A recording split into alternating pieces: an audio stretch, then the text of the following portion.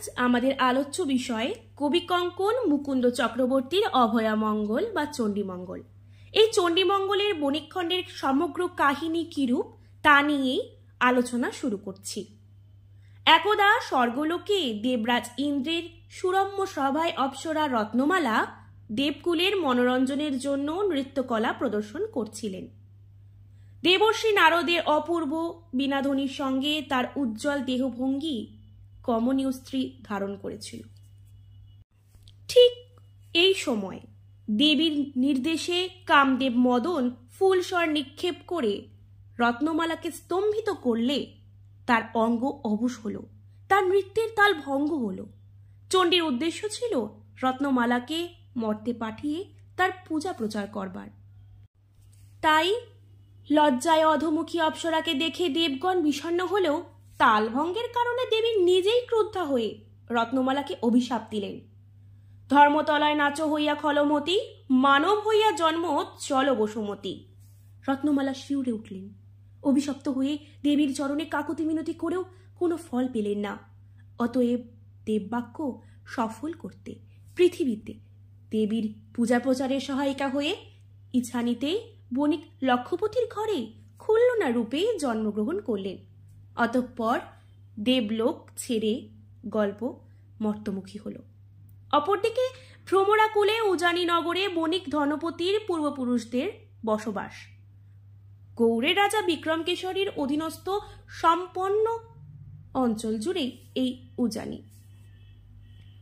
ধনপতির পিতামহরা সমৃদ্ধ বহির্বাণিজ্যের আয়োজন করে একদা প্রচুর অর্থ উপার্জন করলেও ধনপতির মধ্যে এহেন বৈভব সঞ্চয়ের ইচ্ছা সেভাবে জাগ্রত হয়নি। পূর্বজদের অর্জিত সম্পদেই তিনি তৃপ্ত ছিলেন। অভ্যস্ত ছিলেন ধনী ঘরের সন্তানদের পরিচিতি বিলাস ব্যসনে। পায়রা ওড়ানো তার শখ। ধনপতি বিবাহিত, তার স্ত্রী লহনা। বর্তমানে ধনপতি মধ্যবয়স্ক, লহনা সন্তানহীনা, অপগত যৌবনা।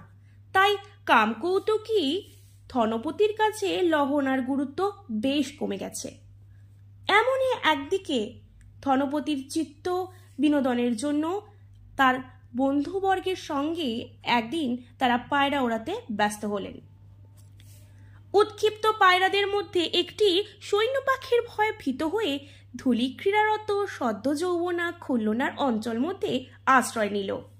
ধনপতি খুল্লনার কাছে কেবল পায়রা প্রত্যর্পণের অনুরোধ জানালেন না, ইঙ্গিতে প্রণয় নিবেদনও করলেন। খুল্লনা পায়রা ফিরিয়ে দিতে অসম্মত হল। সে জানালো যে আশ্রিতকে প্রাণ দিয়ে রক্ষা করা তার স্বভাব ধর্ম। তাছাড়া খুল্লনার যুক্তি ছিল এ পায়রা সে চুরি করেনি, এটি তার কাছে দৈব প্রদত্ত। অতএব তা প্রত্যর্পণের কোথাও কোনো বাধ্যবাধকতা নেই। বিফল ধনপতি নিজ গৃহে ফিরে এলেও স্ফুটিত যৌবনা খুল্লনাকে দেখে তার হৃদয় বিকল হয়ে পড়ল। খুল্লনার পিতা লক্ষপতি সম্পর্কে ধনপতির আত্মীয়, খুড়শ্বশুর। 7-5 ভেবে ধনপতি অবশেষে ব্রাহ্মণ দনাই ওঝাকে পাঠালেন লক্ষপতির কাছে খুল্লনার সঙ্গে বিবাহের প্রস্তাব জানাতে। লক্ষপতিও বললেন দ্বন্দ্বে। একে দোজবর, তাই আবার অগ্রজের জামাতা। কিন্তু ধনপতির অতুল সম্পত্তির কথা বিবেচনা করে সরাসরি প্রস্তাব নাকচ করতে পারলেন না। অনেক টানাপোড়েনের পর মোটামুটি মনস্থির করে ফেলেন ধনপতির সঙ্গে কন্যার বিবাহ দিব। সে সংবাদ জানতে পেরে খুল্লনার জননী রম্ভাবতী স্বামীর প্রতি ক্ষুব্ধ হলেন। কন্যাকে সতীন ঘরে বিয়ে দিতে তার প্রবল আপত্তি। বিশেষত ভাসুর কন্যা লহনার স্বভাব তার অজানা নয়। অতএব খুল্লনা জননী দৃঢ় কণ্ঠে জানিয়ে দিলেন, খুল্লনা বাদিয়া গলে ঝাঁপ দিব গঙ্গা জলে, নাহি দিব দারুণ সতীনে। লক্ষপতি খুব সম্ভব মিথ্যাচরণ করেই তখন বললেন, খুল্লনার স্বাভাবিক বিবাহ অমঙ্গলজনক। তার অকাল বৈধর্ব যোগ একমাত্র খণ্ডিত হতে পারে দোজবরে বিবাহ হলে। এ নাকি গণকের জ্যোতিষ বিচারের সিদ্ধান্ত। সন্তানদের মঙ্গল চিন্তায় ব্যাকুল রম্ভাবতী। শেষ পর্যন্ত ধনপতির সঙ্গে খুল্লনার বিবাহে সম্মতি দিলেন তিনি শুভ সংবাদ পেয়ে ধনপতিকে নিয়ে এলেন লক্ষপতির গৃহে। রম্ভাবতী পড়শিদের নিয়ে হবু জামাতাকে অভ্যর্থনা জানালেন। ধনপতির অনিন্দ রূপ দেখে সমাগত এওরা নিজ নিজ পতির নিন্দায় মুখর হল। এদিকে ধনপতির গৃহে লহনা স্বামীর দ্বিতীয় বিবাহের সংবাদ জানতে পারল লোকমুখে। সে চিন্তান্বিত হয়ে দুর্বলা দাসীর কাছে এর থেকে পরিত্রাণের উপায় জানতে চাইল। মনে খচখচ করতে লাগলো সম্ভাব্য সতীন কাটার যন্ত্রণা। ধনপতি ঘরে ফিরে এলে তার আহ্বান উপেক্ষা করে লহনা বুঝিয়ে দিল তার মনের গোপন ক্রোধ ও অভিমান।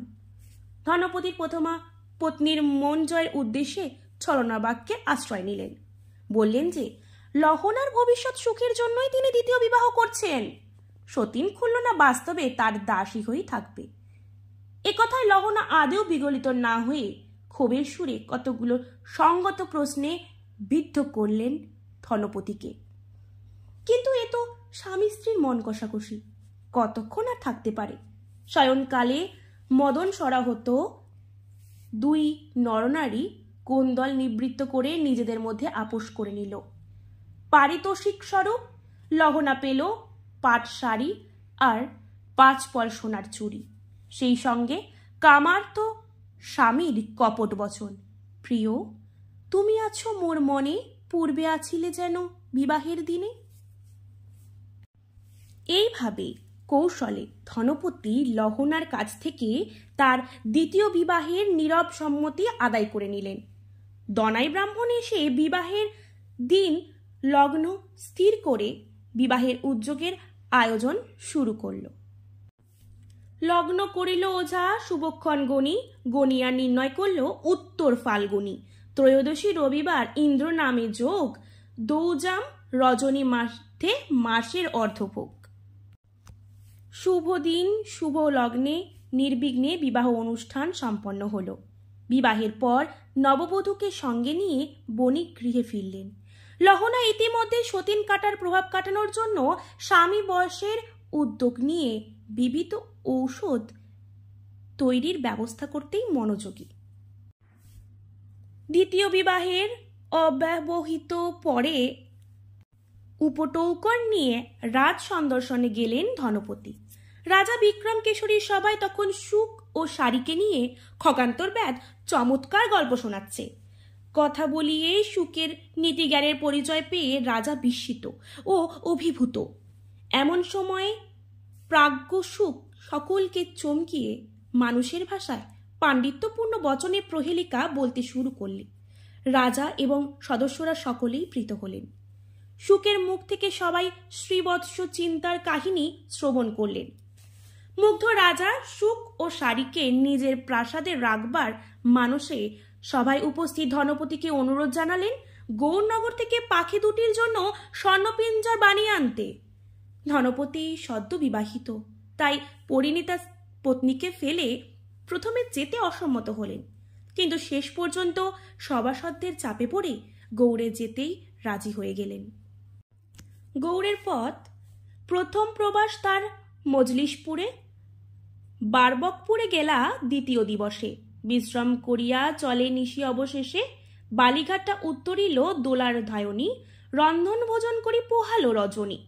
রাত্রি দিবা চলে সাধু না করে রন্ধন, ক্ষীরখণ্ড দধিকলা করয়ে ভোজন। শীতলপুরে উত্তরিলা চতুর্থ দিবসে, বড়গাং পার হয়ে গৌড়েতে প্রবেশে। পিঞ্জরের জন্য প্রয়োজনীয় স্বর্ণ রাজভাণ্ডার থেকে সংগ্রহ করে গৌড়ের পথ ধরতেই হলো ধনপতিকে। লহনার কাছে এই সংবাদ পাঠালেন দূতের মুখে। গৌড়রাজ বণিকের প্রার্থনা অনুযায়ী স্বর্ণপিঞ্জরের কারিগরদের ডাকলেন। কারিগররা স্বর্ণপিঞ্জর বানানোর জন্য 6 মাস সময় চেয়ে নিল। আর এই 6 মাস ধনপতি গৌড়রাজ্যের আতিথ্য সমাদরে ভোগসুখে দিন কাটাতে লাগলেন। দূতমুখে স্বামীর সংবাদ পেয়ে লহনা স্বামীর নির্দেশ মতো খুলনাকে অত্যন্ত যত্নে রক্ষণাবেক্ষণ করতে লাগলো। কিন্তু 2 সতীনের এই মিতালি দুর্বলা দাসের মনে চিন্তার উদ্রেক করল। সে ঠিকই বুঝেছিল লহনা খুলনায় এহেন প্রেমবন্ধে তার দৈহিক পরিশ্রম বাড়বে, ফলে কষ্টের মাত্রাও বাড়বে। দৈহিক পরিশ্রম যাতে না বৃদ্ধি পায়, তাই 2 সতীনের মধ্যে কোন্দল বাঁধাতে সে সচেষ্ট হয়ে উঠল। বয়সে বড় এবং প্রথমা স্ত্রী হওয়ার সুবাদে যদিও লহনাই সংসারের কর্ত্রী, কিন্তু বাস্তবে বিগত যৌবনা লহনার তুলনায় নবযৌবনা খুল্লনাই যে ধনপতির প্রিয় নারী, একথা বুঝতে বাকি রইল না দুর্বলা দাসীর। লহনা সংসারে কর্ত্রী হলেও খুল্লনাই যে শেষ পর্যন্ত সংসারে কর্ত্রী হয়ে উঠবে, এ কথা সে লহনার কান ভারী করে 200 দিনের মধ্যে কোন্দল বাঁধিয়ে নিজের উদ্দেশ্য অর্থাৎ দৈহিক পরিশ্রম লাঘব করার সাধনায় মেতে উঠল। লহনাকে তার মোটা পরামর্শ, সতীনের সঙ্গে এত মাখামাখি ভালো নয়, এত উদারতা প্রদর্শন পরিণামে সর্বনাশের কারণও হতে পারে, যা দুধকলা দিয়ে কালসাপ পোষা সমতুল্য, কেননা সাপিনী বাঘিনী সতা পোষ নাহি মানে। এছাড়া অন্য যুক্তি দিয়ে সে লহনাকে বোঝায়, লহনা বিগত যৌবনা, রূপের হাটে মূল্যহীন, আর খুল্লনা এখন অনাঘ্রাতা পুষ্পটিত কুসুম। গৌড় থেকে ধনপতি ফিরলে লহনা নয়, খুল্লনাই যে বণিকের কাছে কাঙ্ক্ষিত হয়ে উঠবে, সংসারের কর্ত্রী হবে। এ ধারণার শিকড় লহনার মনে গেঁথে দুর্বলা তাকে ঈর্ষান্বিত করে তুলল। ফল যা ঘটবার তা ঘটল। শঙ্কিত লহনা স্বামী বশের ঔষধের জন্য দুর্বলাকে পাঠালো সখী ব্রাহ্মণী লীলাবতীর কাছে, কিন্তু লীলাবতীর ঔষধেও লহনা আশ্বস্ত হলো না, অন্যভাবে স্বামীর মন অধিকারের কথা ভাবতে লাগলো। আর এরই পরিপ্রেক্ষিতে খুল্লনার রূপ বিনষ্ট হলে তার প্রতি ধনপতির আকর্ষণও হ্রাস পাবে, সেই চিন্তায় লীলাবতীকে দিয়ে স্বামীর কলমের একটি কপটপত্র লিখিয়ে নিল লহনা, যার মূল বক্তব্য গৌড়ে আরো কিছুদিন থাকতে হবে ধনপতিকে। স্বর্ণপিঞ্জরের জন্য রাজপ্রদত্ত স্বর্ণের অকুলান হওয়ায় সে পত্নীদের ব্যবহৃত স্বর্ণালঙ্কার পাঠাতে বলছে। ধনপতি নাকি আরও লিখেছে, খুল্লনাকে বিবাহ করে তিনি বর্তমানে অনুতপ্ত, রাহুগ্রস্ত কালে এই বিবাহ হওয়ায় তা অমঙ্গলজনক হয়েছে। দুষ্ট গ্রহের অভিশাপ থেকে মুক্ত হওয়ার জন্যই খুল্লনাকে ছাগ রক্ষণাবেক্ষণ করতে হবে। এখন সে পড়বে খুঁয়া বসন, খাবে আতপেটা ভাত আর শয়ন করবে ঢেকিশালে। খুল্লনা সে চিঠি পড়েই বুঝতে পারল এ লহনারই কারসাজি। শুরু হলো 2 সতীনের মধ্যে বাক যুদ্ধ কোন্দল। লহনা খুল্লনার চুল ধরে লাথি কিল মারতেও দ্বিধা করল না, কেড়ে নিল তার সব অলংকার। খুল্লনা তখন বিপন্ন হয়ে দুর্বলার মারফত তার মায়ের কাছে খবর পাঠাতে চাইল। দুর্বলা পরামর্শ দিল, লহনার সঙ্গে বিবাদে এটে ওঠা খুল্লনার পক্ষে অসম্ভব, অতএব ছাগ রক্ষণাবেক্ষণ করাই তার পক্ষে ভালো। অবশ্য এক ফাঁকে সে লক্ষ্যবতীর বাড়ির সে সংবাদও দিয়ে আসার প্রতিশ্রুতি দিল। খুল্লনাও 7-5 ভেবে প্রায় ভিখারির বেশেই ছাগল চড়াতে শুরু করলো। এক ফাঁকে দুর্বলা গেল রম্ভাবতীর কাছে, কপট এক পত্রের কথা উল্লেখ করে বলে এলো যে গণকের পরামর্শ ও ধনপতির নির্দেশ মতো খুল্লনাকে ছাগল চড়াতে বাধ্য করেছে। রম্ভাবতী শুনে দুঃখিত হলেন, কিন্তু এর কোনো প্রতিকার নেই, তাই চুপ করে রইলেন। শুরু হলো ভগিনী ও সতিনী খুল্লনার ওপর ঈর্ষাপরায়ণ লহনার প্রবল উৎপীড়ন। শারীরিক অত্যাচার, মানসিক নির্যাতন, অনাহারে রাখা থেকে শুরু করে যত প্রকার যন্ত্রণা দেওয়া সম্ভব সবই সে করে গেল নির্বিবেক বিদ্বেষে। খুল্লনা মনোকষ্ট এখানেই থেমে থাকলো না। নবযৌবনা রূপসী খুল্লনাকে বিভিন্ন ঋতুতে মোহময়ী প্রকৃতিও কামোদ্দীপনা জুগিয়ে পীড়া দিতে লাগল। প্রসিত বর্তিকা নারী সে, বিরহ যন্ত্রণায় অবশ হয়ে পড়লেও নিরুপায় হয়ে তার দুর্ভাগ্যকে মেনে নিতে বাধ্য হল। এভাবেই দিন কাটছিল খুল্লনার। একদিন বনের মধ্যে ছাগল চড়াতে চড়াতে অতিশয় শ্রান্ত হয়ে ঘুমিয়ে পড়ল সে। ঠিক সেই সময় দেবী চণ্ডীর রম্ভাবতীর বেশ ধারণ করে খুল্লনাকে স্বপ্নে দেখা দিয়ে জানালেন যে সর্বশ্রী নামে তার ছাগলটিকে শৃগালে খেয়ে ফেলেছে। নিদ্রাভঙ্গে ত্রস্তা খুল্লনা বনের মধ্যে সর্বশ্রীকে তন্ন তন্ন করে খুঁজতে লাগলো, কিন্তু দৈব মায়ায় শেষ পর্যন্ত সর্বশ্রীকে পাওয়া গেল না। খুঁজতে গিয়ে বরং খুল্লনা বনের এক প্রান্তে দেখতে পেল বনকুমারীরা কিসের যেন পুজো করছে। এই কুমারীরা ইন্দ্রের পঞ্চকন্যা। খুল্লনার জিজ্ঞাসার উত্তরে তারা জানালো দেবী মঙ্গলচণ্ডীর কথা, যার কৃপায় হারানো জিনিস ফিরে পাওয়া যায়। শুনে খুল্লনা আনন্দিত চিত্তে বনের মধ্যে অনাড়ম্বরভাবে দেবীর পুজো করল। দেবী তার সম্মুখে আবির্ভূত হয়ে বরদান করলেন এবং লহনার শিয়রে উপস্থিত হয়ে তাকে সম্ভাব্য শাস্তির ভয় দেখালেন। অতঃপর দেবীর কৃপায় সর্বশ্রীকে ফিরে পেয়ে খুল্লনা বাড়িতে ফিরে এলে লহনা তাকে ভালো করে স্নান করিয়ে উত্তম আহারের ব্যবস্থা করল। দেবী মঙ্গলচণ্ডী এবার গৌড়ে খুল্লনার বেশ ধরে ধনপতিকে স্বপ্নে দেখা দিলেন। ধনপতির সম্বিত ফিরল। তিনি স্বর্ণপিঞ্জর নিয়ে দ্রুত প্রত্যাবর্তন করলেন রাজা বিক্রমকেশরীর সভায়।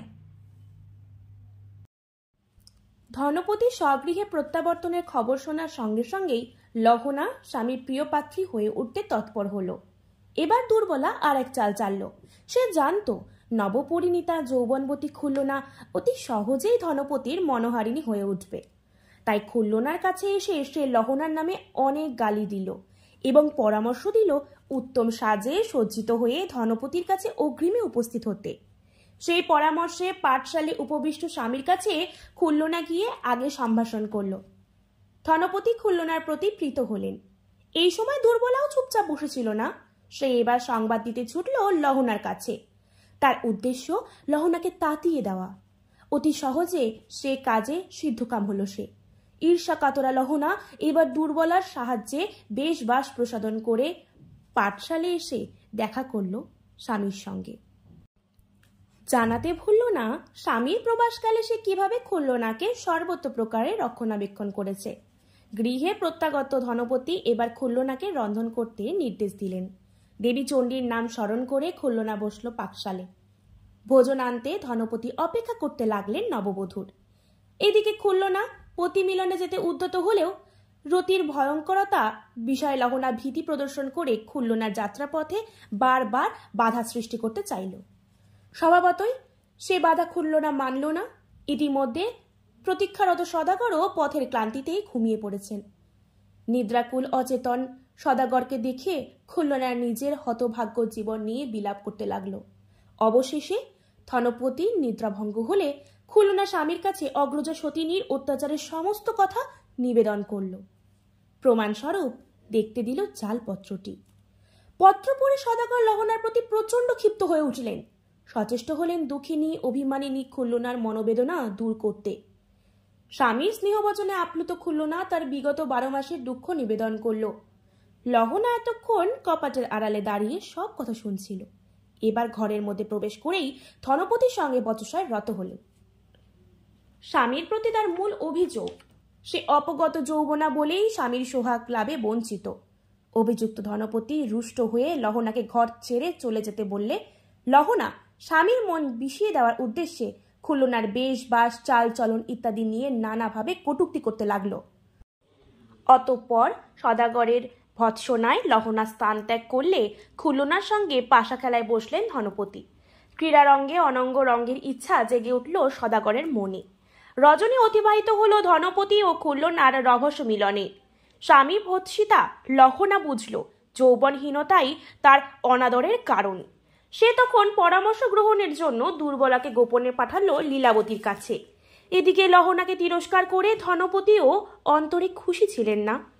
তিনি ক্ষুব্ধা বঞ্চিতা লহনার মনকে শান্ত করতে সচেষ্ট হলেন। সদাগরের প্রীতিপূর্ণ বাক্যে অভিমানাহত লহনার ক্ষোভ দূর হলো এবং তাদের মিলন সুসম্পন্ন হলো। এরপরে 4 মাস 2 পত্নী নিয়ে সুখে অতিবাহিত করলেন ধনপতি। ওদিকে দেবলোকে ইন্দ্রপুত্র মালাধর কালীয় দমন পালায় কৃষ্ণ সেজে অভিনয় করতে গিয়ে বালকোচিত নির্বুদ্ধিতায় শিবের হারমাল পরিহিত মূর্তি দেখে হেসে ফেললে মহাদেব তার প্রতি কুপিত হলেন। ধনমদে মালাধর এহেন উপহাসে সাহসী হয়েছে একথা ভেবে ক্রুদ্ধ হয়ে শিব তাকে অভিশাপ দিলেন। বললেন, জেনমতি তেনগতি চলঝাটো বসুমতী কুলে জন্মহ বানিয়ার। মালাধর অপরাধ স্বীকার করলে ক্ষমা প্রার্থনাও করলেন। কিন্তু শিব পূর্ব সিদ্ধান্তে অটল থেকে কেবল বললেন যে ধরাতলে তার সেবক ধনপতির স্ত্রী খুল্লনার গর্ভে জন্ম হবে মালাধরের এবং সে চণ্ডীর ব্রত প্রচার করে আবার স্বর্গলোকে প্রত্যাবর্তন করবে। অতএব নিরুপায় ব্যথিত মালাধর ধ্যানস্থ হয়ে মহাসমাধিতে কলেবর ত্যাগ করে খুল্লনার গর্ভে প্রবেশ করলেন। আর তার দুই পতিব্রতা পত্নী সুশীলা ও জয়াবতীর নাম ধারণ করে যথাক্রমে সিংহল রাজ শালিবাহন ও উজানি রাজ বিক্রম কেশরীর ঘরে জন্মগ্রহণ করলেন। খুল্লনার গর্ভ প্রকাশ পেতেই ধনপতি সন্তানের আগমনের প্রত্যাশায় বিভিন্ন ধর্মানুষ্ঠান করতে লাগলেন। ইতিমধ্যে একদিন দনাই পণ্ডিত বণিক বাড়িতে এসে ধনপতির বাৎসরিক পিতৃশ্রাদ্ধের প্রস্তাব করলেন। সেই শ্রাদ্ধ সভায় শুরু হলো ধনাঢ্য ব্যক্তিদের নানা বিষয় নিয়ে খোঁজগপ্প, টিক্কা টিপ্পণী। এই সভাতে একদা ধনপতির কনিষ্ঠা পত্নী খুল্লনার বনে ছাগ রক্ষণাবেক্ষণের প্রসঙ্গ তুলে ধনপতির সামাজিক সম্মান নিয়েও কথা তুললেন কেউ কেউ। এমনকি খুল্লনাকে নিয়ে প্রশ্ন উঠল সেই সভায়। উপস্থিত সকলেই প্রায় অভিমত প্রকাশ করলেন যে এহেন স্ত্রীকে ঘরে ঠাঁই দিয়ে ধনপতি সামাজিক বিধান লঙ্ঘন করে নিন্দনীয় কর্ম করেছেন। তিনি জাতিচ্যুত, ফলে এর প্রতিকার না হওয়া পর্যন্ত তারা অন্য জল স্পর্শ করবেন না। এমতো অবস্থায় ধনপতির জাতে ওঠার দুটি পথ খোলা, হয় 1 লক্ষ টঙ্কা দিয়ে বণিক সমাজে খুশি করা, অথবা খুল্লনার সতীত্বের পরীক্ষার ব্যবস্থা করা। এত কিছু বিড়ম্বনার মূলে যে লহনা, তার প্রতি সদাগর কটূক্তি প্রয়োগ করে খুল্লনার কাছে গিয়ে প্রথম বিকল্পটি বেছে নেওয়ার কথা বললেন।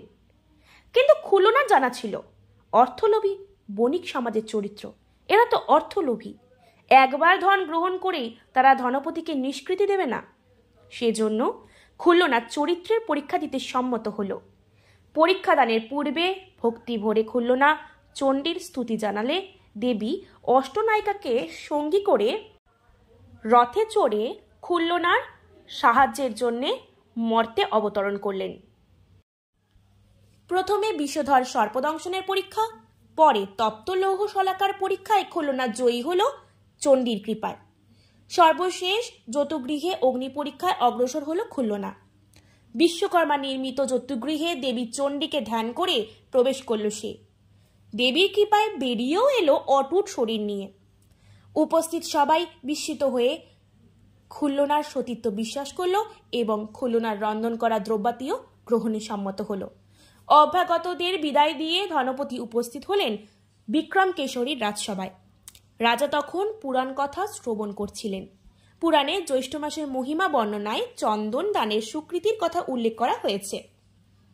এই ফলকথা শ্রবণ করে রাজা ভাণ্ডারীকে চন্দন আনতে আদেশ দিলেন। কিন্তু ভাণ্ডারী এসে রাজভাণ্ডারে চন্দন শূন্যতার কথা জানালে রাজা রাজসভায় উপনীত বণিক ধনপতিকে দক্ষিণ পাটন থেকে চন্দন আনতে আদেশ করলেন।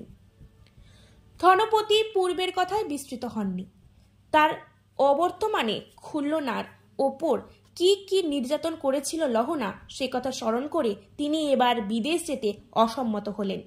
কিন্তু রাজার লোহিত লোচন ধনপতিকে দক্ষিণ পাটনে যেতে বাধ্য করল। সদাগরের সিংহল যাত্রার সংবাদ লহনার কানে পৌঁছলে সে আনন্দিত হয়ে উঠল। সুয়দুও এবার সমান ভাগ্যের অধিকারিণী হবে, একথা ভেবে রাজার শুভেচ্ছা কামনা করল সে। ধনপতি বাড়িতে এসে খুল্লনাকে সিংহল যাত্রার সংবাদ জ্ঞাপন করলেন। খুল্লনার মাথায় আকাশ ভেঙে পড়ল। সে তখন 6 মাসের অন্তঃসত্ত্বা, সেজন্যে বণিককে সিংহলে যেতে দিতে চায় না। অন্যদিকে লহনা যুক্তি দেয়, রাজার রাজ্যে শান্তিতে বসবাস করতে গেলে রাজার সঙ্গে বিবাদ করা অনুচিত। তাছাড়া বণিকের অর্থ সঞ্চয়ের স্বপ্ন কেবল বাণিজ্যেই সফল হতে পারে। পক্ষান্তরে আয়হীন ব্যয় ডেকে আনে নির্ঘাত দারিদ্রতা। খুল্লনা কিন্তু মনে মনে বিপদ গুনল, কারণ বণিক সমাজের স্বভাব তার চেনা হয়ে গেছে। তার মনে চিন্তা ছিল, গাংটি ধরিয়া তারা যদি ধরে চল, সেই কালে কে বা মোর হবে অনুকূল। অতএব চিন্তিতা খুল্লনার মনের কথা বুঝতে পেরে পাটন যাত্রী ধনপতি সন্দেহভঞ্জনমূলক জয়পত্র লিখে দিলেন। চিঠিতে উল্লেখ থাকল সম্ভাব্য পুত্রকন্যার নাম। এরপর দক্ষিণ পাটনে বিনিময় রাজ্যের জন্য নানা প্রকার দ্রব্য নিলেন ধনপতি। ডুবুরিরা এসে পুরনো নৌকাগুলো ভ্রমরার জল থেকে তুলল। জ্যোতিষী দিন স্থির করে দিলেন শুভ দিনে শুভক্ষণে বাণিজ্য যাত্রার। স্বামীর যাত্রার প্রাক মুহূর্তে খুলনা বসল চণ্ডীর পূজায়। লহনা বোধ হয় সেই মুহূর্তটিরই অপেক্ষায় ছিল। সে নদীর ঘাটে গিয়ে ধনপতিকে জানালো খুলনা সাধুর মঙ্গল কামনার বদলে কোনো এক ডাকিনী দেবতার পুজো করছে। শৈব ধনপতি সে কথা শুনে ক্রুদ্ধ হলেন এবং ঘরে এসে যখন দেখলেন খুলনা দেবী চণ্ডীর ঘটের সামনে প্রণত, তখন অত্যন্ত ক্ষিপ্র হয়ে ঘটে পদাঘাত করে আবার ফিরে চললেন। দেবী স্বভাবতই ক্ষুব্ধা হলেন এবং বণিককে কিভাবে সমুচিত শাস্তি দেওয়া যায় তা নিয়ে সখী পদ্মার পরামর্শ গ্রহণ করলেন। ঠিক হলো মগরায় ঝড় বৃষ্টি ঘটিয়ে ধনপতির বাণিজ্য তরী ডুবিয়ে দেবেন। দৈবী মায়ায় যথারীতি মগরাতে ঝড় বৃষ্টি শুরু হলো এবং হনুমানের সাহায্যে দেবী ধনপতির 6 ডিঙ্গা ডুবিয়ে দিলেন। বিপন্ন সদাগর বাকি একটি নৌকা আশ্রয় করে কোনো ক্রমে আত্মরক্ষা করতে সক্ষম হলেন। অনেক পথ পেরিয়ে অবশেষে সাধুর ডিঙ্গা প্রবেশ করল কালীদহে। ধনপতি এখানে এক আশ্চর্য মূর্তি দর্শন করলেন। মূর্তিটি এক দেবী রূপা রমণীর, যিনি সমুদ্রে প্রস্ফুটিত কমল দলে উপবিষ্ট হয়ে বাম হস্তে এক হস্তিকে ধারণ করে মুখগহ্বরে গ্রাস করছেন ও পরমুহূর্তে তাকে উদ্গীরণ করে দিচ্ছেন। দৃশ্যটি দেখে ধনপতি বিস্মিত হলেন বটে, কিন্তু নৌকার মাঝি মোল্লারা কেউ এ দৃশ্য দেখতে পেল না। দীর্ঘ জলযাত্রার শেষে সাধুর নৌকা ভিড়ল সিংহলে রত্নমালার ঘাটে। সে সংবাদ পৌঁছল রাজা শালবাহনের কাছে। তিনি কোটালকে যৎপর নাস্তি ভৎসনা করে পাঠালেন বণিককে সংবাদ নিতে। কোটাল ধনপতিকে নিয়ে এলো রাজসভায়। ধনপতি রাজার কাছে নিজের পরিচয় দিলেন বাণিজ্যের প্রস্তাব, বদল বাণিজ্য। রাজসভায় পণ্ডিত অগ্নিশর্মা বণিককে পথ সংবাদ জিজ্ঞাসা করলে ধনপতি সবিস্তরে কালীদহের অদ্ভুত কমলে কামিনী মূর্তিটির কথা বললেন, কিন্তু সে কথা কেউই বিশ্বাস করল না। ধনপতি তখন নিজেকে সত্যবাদী প্রমাণের জন্য সকলকে সেই দৃশ্য দেখাতে চাইলেন। তবে শর্ত থাকলো যে অসফল হলে রাজার দেওয়া শাস্তি তাকে মাথা পেতে নিতে হবে। রাজা সৈন্য সামন্ত পাত্র মিত্র এমনকি অন্তঃপুরিকাদের নিয়ে নৌকা সাজিয়ে চললেন কালীদহে। কিন্তু আগের মতো এবারও দৈবী মায়ায় সদাগর কমলে কাহিনীর মূর্তি দেখতে অক্ষম হলেন। ফলে বন্দিত্ব। শালবাহনের কারাগারে অন্য অনেক কয়েদির মতন ধনপতিও সশ্রম কারাদণ্ডে দণ্ডিত হলেন। দেবী চণ্ডী কারাগারে আবির্ভূত হয়ে বণিককে স্বপ্নে দেখা দিয়ে বিপদ থেকে ত্রাণ পাওয়ার জন্য তার পূজা করতে বললেন, কিন্তু শৈব ধনপতি নিজ সিদ্ধান্তে অটল রইলেন। এদিকে খুলনার 7ম মাসের গর্ভকে কেন্দ্র করে 7 ভক্ষণের আয়োজন হলো উজানিতে। শরীরে তার বড়ই অসয়াস্তি।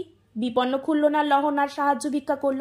লহনাও নবজাতকের আগমন সম্ভাবনার পূর্বেই ঈর্ষা, হিংসা, ক্রোধ সব কিছু ভুলে ভগিনী ও সপত্নী খুলনার প্রতি ক্রমশ দয়ার্থ হয়ে উঠল।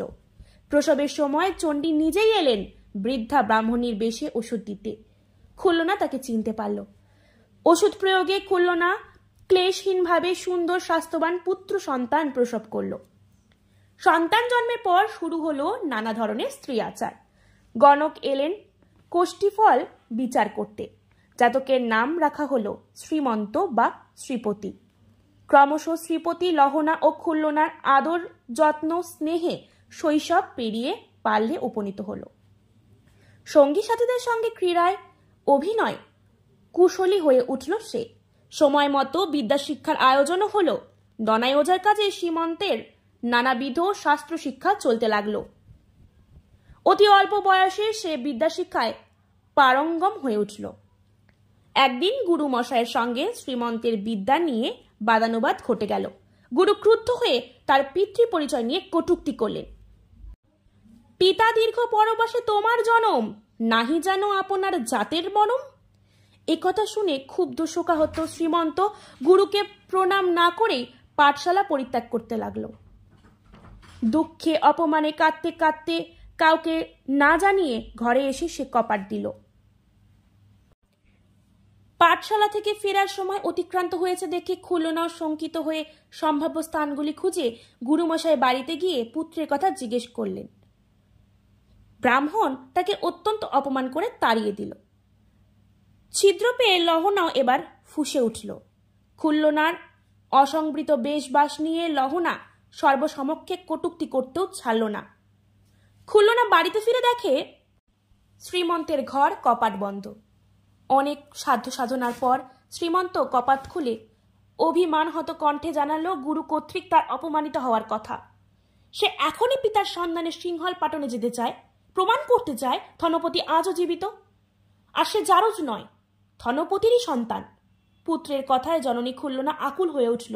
সিংহল যাত্রার প্রস্তাবে পথের নানা বিপদের কথা নিরন্তর তার মাথায় আসলো। শ্রীমন্ত নিজ সিদ্ধান্তে অনড়, কিন্তু খুলনা তাকে যেতে দিতে চায় না। তখন দেবী চণ্ডী বিশ্বকর্মাকে আদেশ দিলেন ডিঙ্গা নির্মাণের। বিশ্বকর্মা ও হনুমান শ্রীমন্তের বাণিজ্য যাত্রার উপযোগী ডিঙ্গা নির্মাণ করে দিলেন। গ্রহবিপ্র এসে যাত্রার শুভক্ষণ নির্ধারণের পর শ্রীমন্ত পিতার মতন বাণিজ্য দ্রব্য সংগ্রহ করে নিল। এবার প্রয়োজন রাজার আদেশ। শ্রীমন্ত বিক্রম কেশরীর রাজায় ভেট নিয়ে উপস্থিত হয়ে পিতার সন্ধানে তার দক্ষিণ পাটন যাত্রার অনুমতি চাইল। রাজা প্রথমে বাধা দিতে চাইলেও তার অগাধ পিতৃভক্তি দেখে অনুমতি দিলেন। মাতৃগণকে রক্ষণাবেক্ষণের ভার রাজার হাতে সমর্পণ করে শ্রীমন্ত এলো বাড়িতে। খুলনা এখনো তাকে যেতে দিতে নারাজ, আর 1 মাস অপেক্ষা করতে বলে পুত্রকে। কিন্তু শ্রীমন্ত মোটেই বিলম্ব করতে রাজি নয়।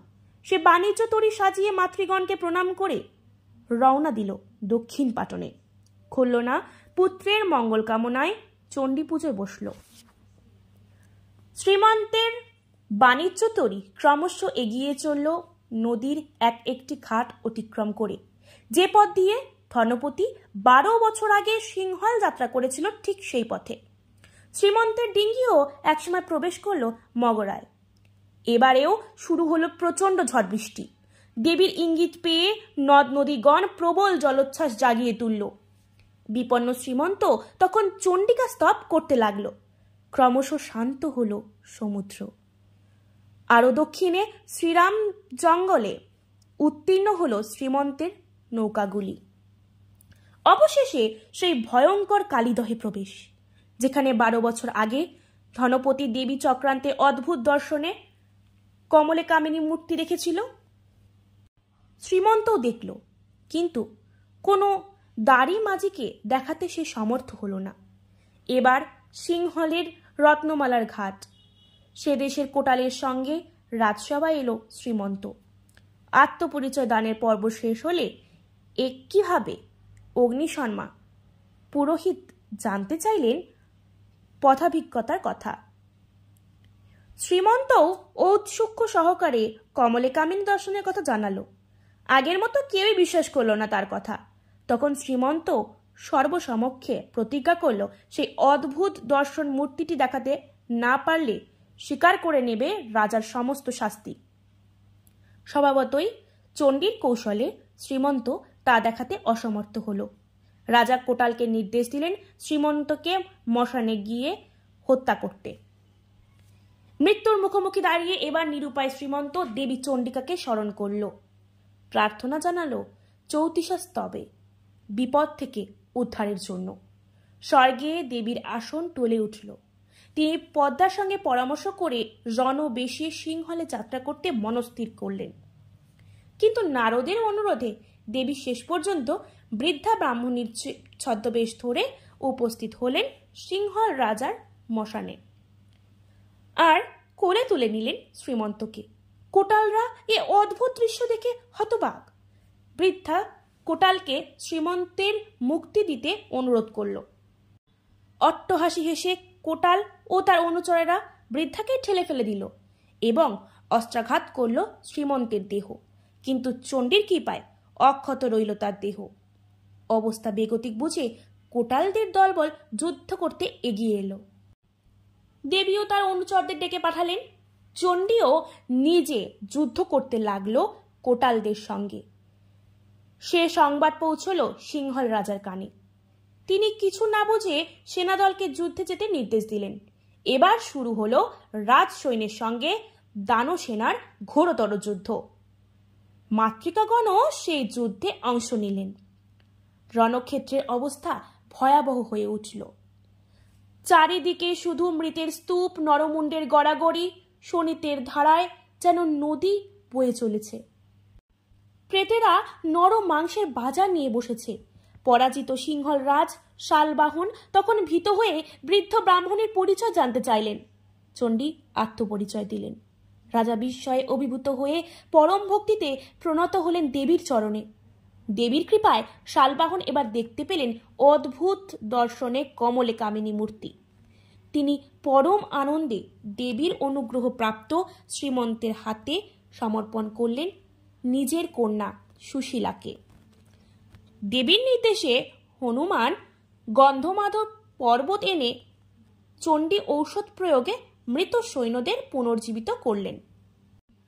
এবার গণক ডেকে শুরু হলো শ্রীমন্ত সুশীলার বিবাহের দিনক্ষণ গণনা। কিন্তু শ্রীমন্তের মন আনন্দহীন। সে আগে তার পিতার সন্ধান চায়।